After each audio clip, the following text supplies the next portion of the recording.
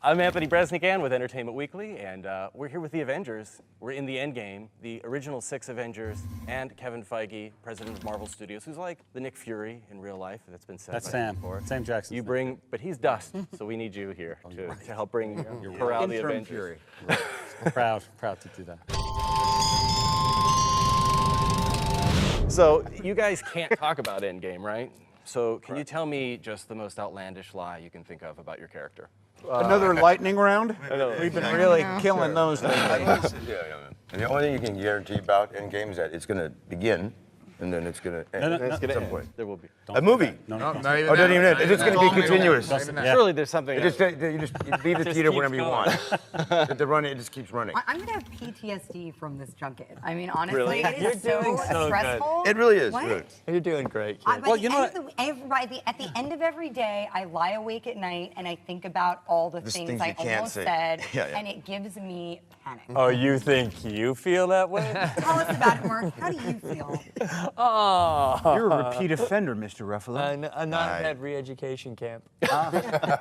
What's the biggest one you've spilled? Well, what from the about past when you movies? stream the first 10 minutes of That Might be the highlight. That might be the highlight. That was someone had to walk up to you at the premiere. I saw people running up and down the aisle. What are they doing? And they went to Mark going, okay. Makes sense. That was the one that got me the call from the up high. No, but wait. There's just Above me. some strategy there because everyone laughed so hard during that you could hear it. That's all they could hear was laughing. They went, it must be good. Well, it sort of turned around on me because when I came to work on Monday, everyone ran up to me. I thought they were coming to scream at me, Barry.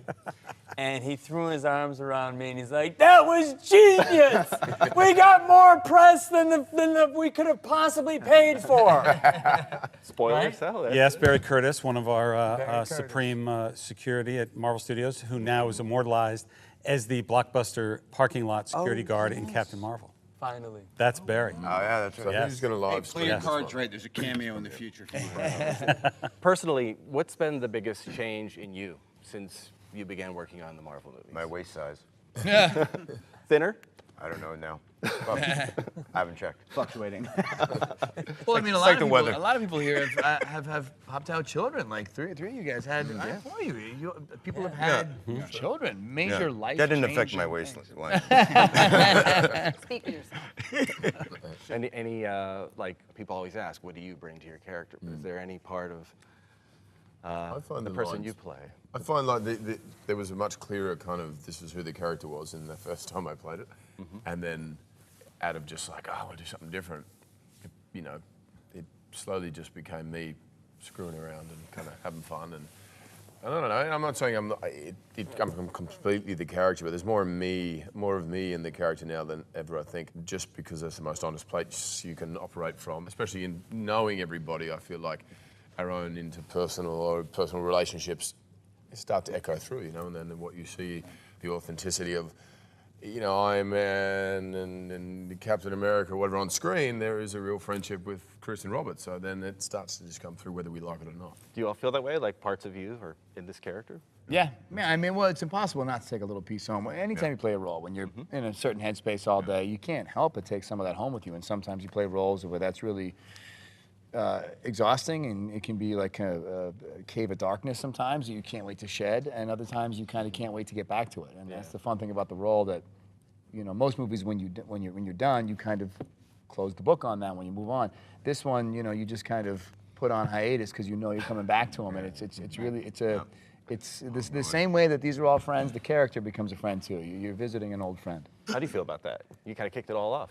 Quiet as it's kept, consciously or otherwise, Kevin, you put us in a position where we lived our lives looking at each other in the eyes and playing these big stakes moments and being in trouble together and saving each other and worrying about each other. So it was kind of like these 6 souls became, it's this impossible to explain thing is getting a little tired. I think it just comes down to the smallness of our lives has been the constant in this massive endeavor, and I think it's impossible not to be humbled by it. Hell, if I've been, then it's completely impossible not to be. How about you, Scarlett?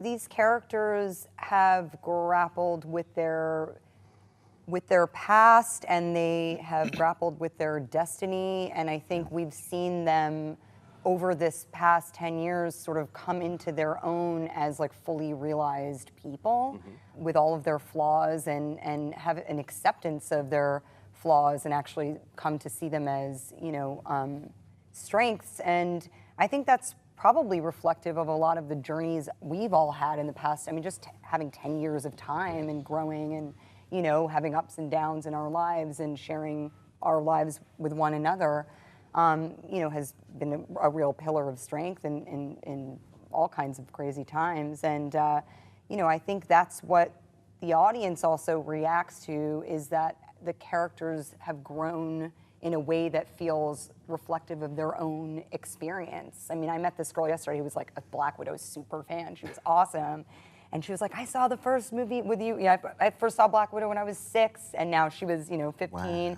And she was like, I grew up with you, and it's so exciting. And, I was thinking, God, she was a little girl, now she's this, beautiful young woman. And, she probably feels also like the journey of these characters coming into their own is very much a part of her own experience. And I think that's how we kind of have reflected, ourselves within the characters as well. People are so emotionally invested in all of these characters. Anything you tweet about them or any hint in a trailer that they might be in jeopardy, and like people get really worked up about it. It's kind of amazing to see. Like, you're all out there, you see it yourselves. Does that feel odd, or does it feel moving or powerful? What's it like seeing that? A little scary. You become more careful. You have a bigger responsibility, but you also see kind of the power of storytelling. And the one thing I think about these movies that's really exciting is they're forward leaning in the narrative of good versus evil, and so we're able to transcend some of the divisive narratives that are happening now. I mean, the one thing is that these stories do kind of touch a lot of different kinds of people, different kinds of belief, and I really believe that.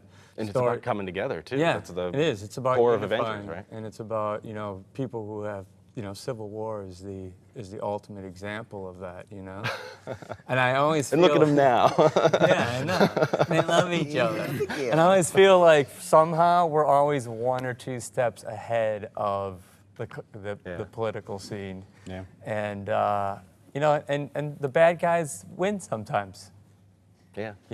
And we lose good people. And there's unless you sacrifice. lose, sometimes you don't value winning. Winning doesn't mean anything. That's true. And I feel like that's been this final journey into our end game. I feel like you walked Nice. perilous. I mean, that is a redemptive act happening in real time. I think you're back at 0 now, buddy. There's no red left in your ledger, right? Was that rolling? That's what no take 2 now. We're not just hanging out here. We're just going to come in and cover it now. That was beautiful. Well, Scarlett, last time we had you guys all together, we were talking about Black Widow and the lack of female superheroes. What part do you feel that Natasha and Black Widow have played in changing the way people look at female heroes? I don't know. It's a good question. I don't know that I have total perspective on it. But the character has certainly grown in a way where we've seen her, I think Favreau got a little offended when I called her a sexy secretary. He was like, well, she was undercover. I was like, okay, yeah, definitely that was true. But, she, I think through through Avengers and then certainly with Winter Soldier, had an opportunity to become a woman who realized, oh, I haven't really made any active choices in my life, and was really coming to terms with the fact, as S.H.I.E.L.D. disintegrated, and certainly now after Civil War with the Avengers, also kind of disintegrating and being in all these different places and everybody kind of having their own reactions to that, she's come into her own as a woman, saying, oh, I actually, who am I? And where is my, what do I want and what do I need? out of my relationships and also out of my own self. And she's someone is understanding her own self-worth. And that is such a powerful journey, I think, to see anybody take, but certainly to see a woman on screen represented in that way, a flawed superhero with a sort of, a kind of gray moral compass, coming to terms with what's happened to her. And that's happened over, the course of these films, ending obviously finally with this Endgame, and I think in a pretty impactful way. But, it's definitely, I think, shown some sort of path for, these other female superheroes to be able to kind of walk down. I certainly don't take credit for that, though. But you played a part. There was a time not so long ago that there was a belief that there couldn't be a leading female superhero. Yeah. Not by this guy, by the way. No, I know. Ever, but that was industry standard thinking. And if they were, it was strictly like sexualized. And, Well, the secretary with yeah. the skill set. Yeah, exactly. But I think Black Widow helped change it a lot and change the way people looked at Yeah, those. For you sure. did And that. honestly, I think Joss was a huge part of that too. He just is such a, huge believer of strong female characters and storylines, and he really celebrated the characters' flaws and wanted to bring them to light. I say flaws, not really, but what she perceives to be. And, that was just having his support and, him wanting to shine the light on that character really made a huge difference. So, part of the journey is the end. We said goodbye to Stan Lee after a big, long life this year. Do you guys have any poignant memories of him or stories of meeting him? I know he didn't always shoot his cameos with you guys around, but have you all gotten a Stan Lee encounter? I'm going to make this joke again. It's okay. But- I love it. I'll act like I never heard it. Go ahead. What's the story? Playing Hulk is like my generation's Hamlet. We're all going to get a chance to do it. And so it's been, and so I was really nervous about, would I please him? And I didn't meet him until the premiere of Avengers.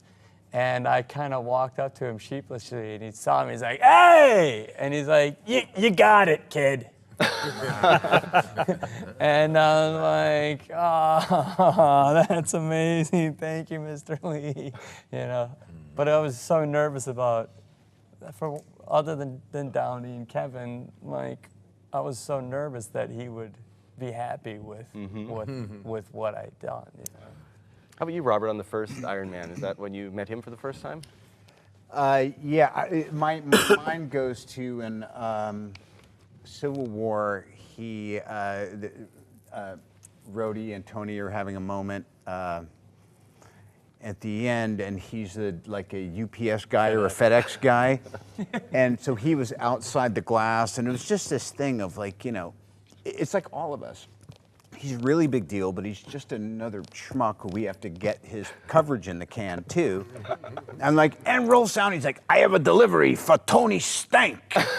And they're like, great. And then it went completely downhill after that. And I was like, not only is that my memory through the glass, but also I am exactly like him. It all goes downhill after take one. You got to capture it before I tire. Please. You're right. Actually, take two is my strong take. But we should stop after one. How about you, Scarlett? And he guided it back to himself. Nothing's changed. I also had a similar moment to Mark when I saw him. I think it was after the Iron Man 2 premiere, and I didn't know how the audience or anybody would react to this beloved character and my interpretation of her, and especially because I wasn't originally cast, and so I also had like a lot of feelings about that. But yeah, I had a lot of feelings about it, and I saw him also in the theater, and he was very excited, and I, of course, was like, I had a big sigh of relief after that. Just he was so happy with that. That he got to see that character on screen, and it was pretty cool. You must have a lot of memories of him, Kevin. Well, You spent a lot of yes, time with him. lots and lots. And the amazing thing is, just as you've all said, he said the right thing to the right person at all times. Yeah. Every interaction was what one's dream interaction with Stan Lee would be. He made that come true every single time. I've talked before about, he left me a voicemail once in like 2004 or something. I never got a voicemail from Stan Lee, and I kept it for years until I think the phone disintegrated. But it was "Fearless Feige, Stan Lee here." I listened to it over and over and over, and that's sort of what he was always like, and always supportive. We've put a video together that I'm not sure when we're going to put it out, in the home video window probably. But it is we'd never done this before, a behind the scenes of every cameo Stan did, all the B-roll that was shot, and his stand-ups there. And, his passing was very emotional for all of us, but it suddenly all came back to me just last week when I watched it. It's tremendous, and it's, he outside Disney Hall that first time, and the Tony Stank FedEx, and the deleted cameo, the first cameo he did on Avengers, when you two were in the cafe outside. See, I was going back to Fantastic Four. I have the first time I met him was in 2004 when I was doing Johnny Storm, and the day that he was on set, we actually happened to have a B-roll crew on set that day for whatever reason, and one of my first interactions with him, it's all caught on B-roll, and I've found the footage, and it's just at the time he was, I was very early in my career. It was the biggest role I'd ever done. To me, someone like him was so overwhelming for me, and he was so, true Stan Lee format, just so full of life and just so kind and gregarious, and just made me feel right at home. And yeah, we have the entire exchange on film somewhere, and it just I tell the story, and the story actually is from Fantastic Four 1 in Toronto, when he came to do his cameo, and suddenly you couldn't find the crew. Like, Stan was getting ready in the trailer, and you look around, and we're in the middle of the city, and half the crew is gone. And I went, what? And the AD said they all ran to the comic shop on Queens, whatever, to buy comics to have him sign. And sure enough, he came in, he shot, and then he signed every single one. And that was sort of the beginning of what I call the national holiday every time he came. Every time he came to set. Did he ever talk about how, that was his ultimate vision to have this stuff all up there on screen, or he was always so, despite how gregarious and taking credit and I should have more role, he was so humble. And he always just talked about how overwhelming it was that this had all gotten this big. And right up until even the last time I saw him, all I'd want to do is talk about him creating the characters and how amazing that was to co-create all these legends, these icons. And he'd go, yeah, but the cameos. The cameos. I swear, it's what he was most proud of. That's his curtain call. You don't get a curtain call if you're writing comics. You get it. How about you, Jeremy? It's funny. I have a lot of experience with me. I aspire to be as strong-minded, and the guy has lived an amazing life, and he's still always stick with me because I spent a lot of time with him more recently, and when you're that, you're so full of life, right? And when you spend time with him, you just know this guy is just burning a fire of life. He's got a great sense of humor, a smart mind, and I hope and aspire to be anywhere half of what he was as a man. Right? It's really, really fantastic. I really enjoyed my time with him. Cool. How about you, Chris? Just his sort of childlike wonder and attitude and enthusiasm, there's something that every time he'd come on the set with all of these sort of stories you hear of him coming on, and you'd want to talk about something more kind of what it all means and so on, and it was just like, no, I'm just telling stories and we're having fun and this is entertainment, and there's a deeper meaning and a message and so on, which he achieved so beautifully. But the childlike nature about him, I thought, oh well, it's good. We can all just stay big kids forever, and he's the perfect example. So some movies come and go they're gone in 1 week. These movies have endured for 10 years. I think they'll last for 30 beyond. What do you want people to see in these movies 30 years from now? What do you want them to feel? What do you hope they'll think about them?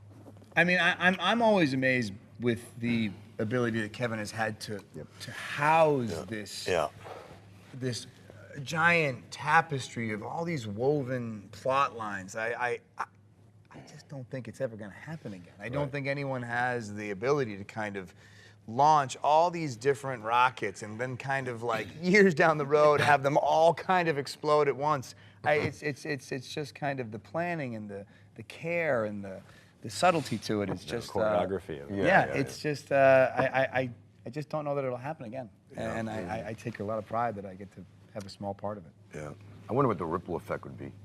of it. Like in 30 years, like, oh, like look what Feige's done. Like, how do you do like a series of film, right?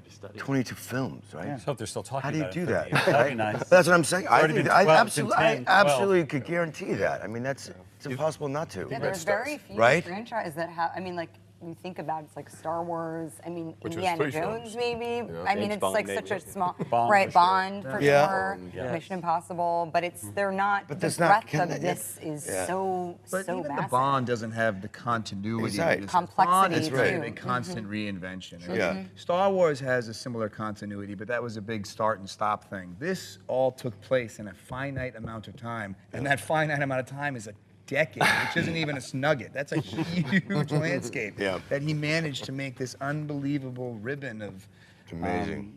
really is. continuity. Well, following the footsteps of what Stan and Steve Ditko and Jack Kirby were doing when it was a small group of them in a bullpen in Manhattan, and having fun. And it's been a relatively small group of us at Marvel Studios for a decade or more. And the advantage we have is we have real people that can inhabit these characters and that the audiences fall in love with and that we fall in love with. And it's what's fun for me on the tail end is I'm intimidated by actors. I'm intimidated by their ability to do what they do because I got these cameras on me and I'm shuffling and I can't and I don't like it. So it's almost like a whole other species. And when they're in their costumes, I get intimidated because I'm standing in front of these superheroes that I've been dreaming about. So it takes me about 10 years to get to realize what's going on. Finally, doesn't give a shit anymore. With people as people, and these 6 in particular, and starting to talk to them creatively.